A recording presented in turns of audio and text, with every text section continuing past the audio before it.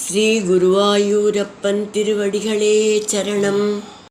இன்னைக்கு நாம் இந்த தசகத்தோட 9வது ஸ்லோகத்தை பார்க்கலாம். முதல்ல வார்த்தைகளை பிரித்து சொல்லலாம், பிறகு ஒவ்வொரு வரியும் சேர்த்து சொல்லலாம்.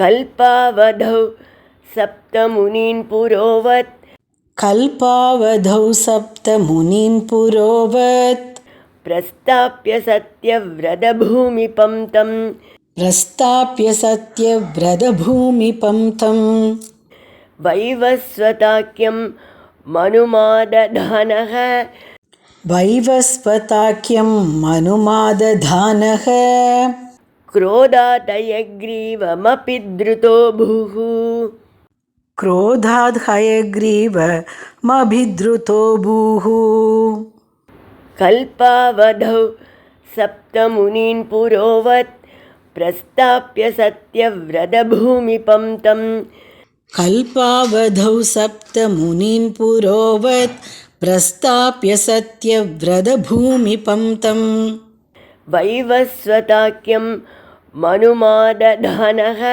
क्रोधादयग्रीवमपि द्रुतो भूः வைவஸ்வதாக்கியம் மனுமாததானஹ क्रोधाद् हयग्रीवमभिद्रुतो भूः. இப்போ நாம் இந்த ஸ்லோகத்தோட வார்த்தைகளை பிரித்து அர்த்தங்களை பார்க்கலாம்.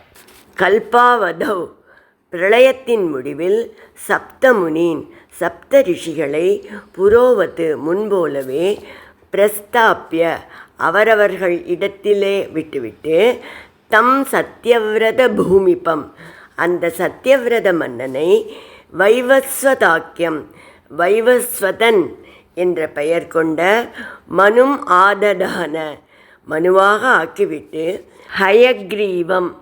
ஹயக்ரீவன் என்ற அசுரன் மீது குரோதாத்து சீற்றத்துடன் அபித்ருதஹ அபூஹு பாய்ந்து சென்றீர்கள்.